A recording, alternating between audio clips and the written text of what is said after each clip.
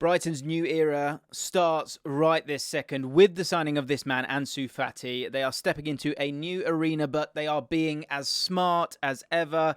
What we're going to do, because it's deadline day, we're going to have a look at a couple of players. We're going to put forward how they will look tactically for Brighton and just give you some nice snackable content. If you enjoy it by the end of it, of course, hit that subscribe button, but only if you bloody want to, all right? Because the signing of Ansu Fati should and will change the way that we view Brighton. Let's have a look at this picture here. Now, Samuel Eto'o said, I think Ansu Fati will be Barcelona's main man in the future. He's already doing fantastic things. I really hope the club take good care of him. And let's hope he is the one to take over from Messi. Now, no one needs that. No one needs that in terms of taking over Messi. But of course, those links have been there. There's been documentaries where he's that star boy for Barcelona, and everyone was expecting him to take over. He also got the number 10 shirt from Messi. So that's going to make life harder for you. Let's get into the tactics of this young man. So, this is the situation when it comes to his FBref report. And in his scout report, we can see that his game has extremities to it. So, for example, he really excels in being a natural goal scorer.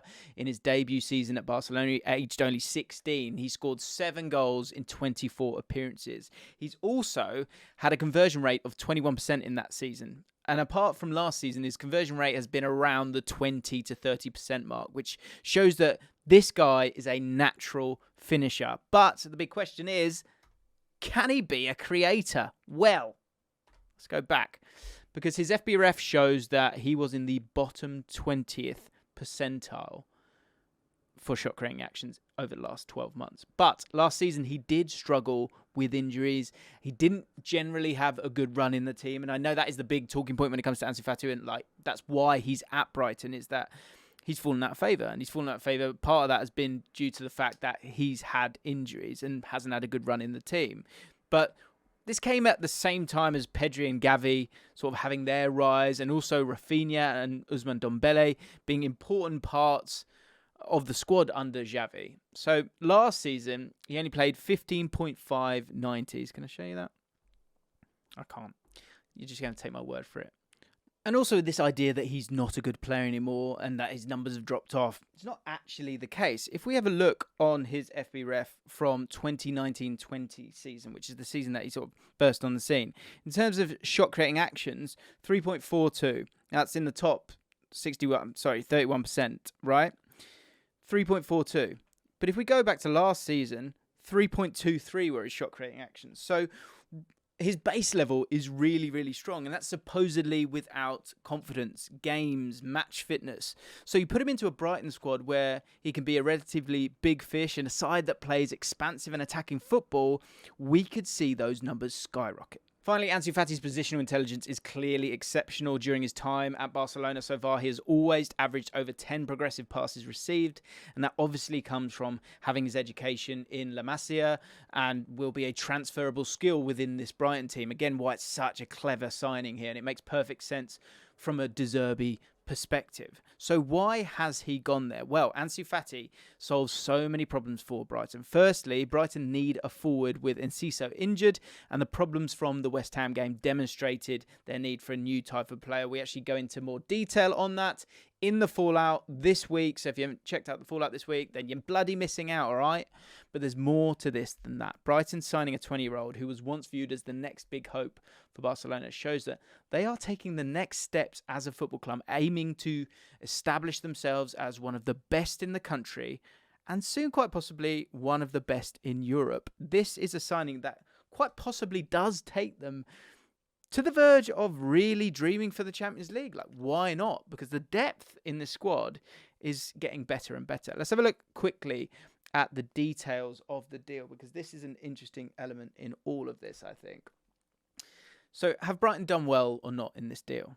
The deal is a season-long loan with Brighton, covering between 75 to 80% of Fati's wages, but crucially does not include the option to buy.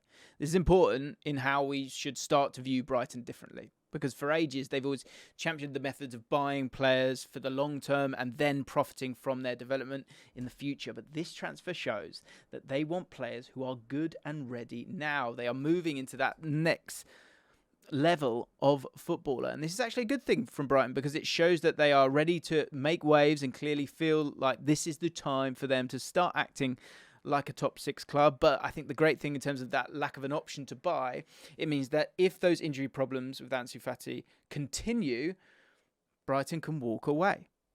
Let's talk about how he will fit in. Most people know Fati as a left winger.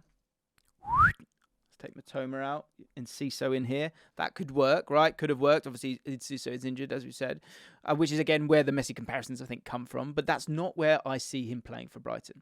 And Ciso, who was also once a winger, but Roberto De Zerbi played him as a 10 because of the skill set that he has, the ability to strike from range and score goals, the ability to use his movement really brilliantly, and I think his positional intelligence is a big thing when it comes to Ansu Fati here, and this could be exactly where Ansu Fati slots in at Brighton. I think that's where it will happen. Look, you can move them about with Mitoma, and that's great stuff, but Mitoma is such a tool on that left wing.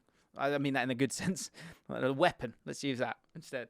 And because Fati has those natural qualities of being a winger, I think he'll be able to be fluent within the Brighton side and create overloads on that left-hand side if he wants to. But Fati also has that natural predatory instinct of a striker, and I think that could see him move towards Evan Ferguson and make those runs beyond him. I think that's going to be a big part for him because he's able to pick up those intelligent positions, be it beyond the striker or in those half spaces, and it will allow to facilitate and create that continued width, working in this area here, working in this area and here, but again, having that pace and desire sometimes to get himself in the box as well is going to be really, really important.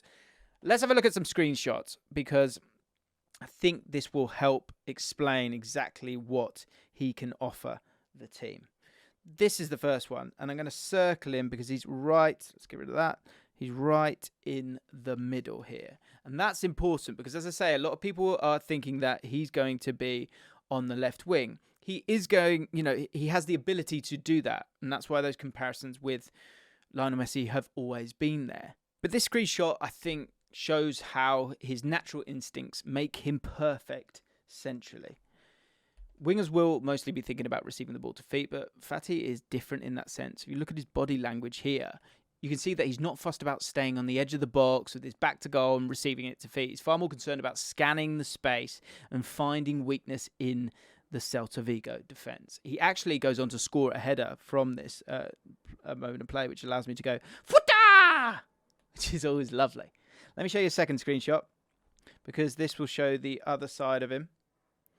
And here we have him in a very different place. And actually, again, why he will threaten in behind. I know we've spoken about him being able to play centrally, but you can see him on that left wing holding real width. And his body language is really important here because it's going to harm the opposition's defensive line by allowing him to do that. So if Mitoma does want to make those runs, let's say Mitoma was this player here and starts to make that run, like Mitoma did against Wolves, but it's, there's a bit of traffic there, it's not going to work. Having someone like Ansu Fati, who you can see here, let me zoom right in, you can see it just about, I know it's blurred, but you can see that body language. That is not someone coming to feet and wanting the ball. That is someone who is happy, that is really happy to stay wide and to look to hurt the opposition with runs down the line or diagonal runs from there, from that starting position of out wide. And so the dexterity that he provides that left-hand side, which was already strong,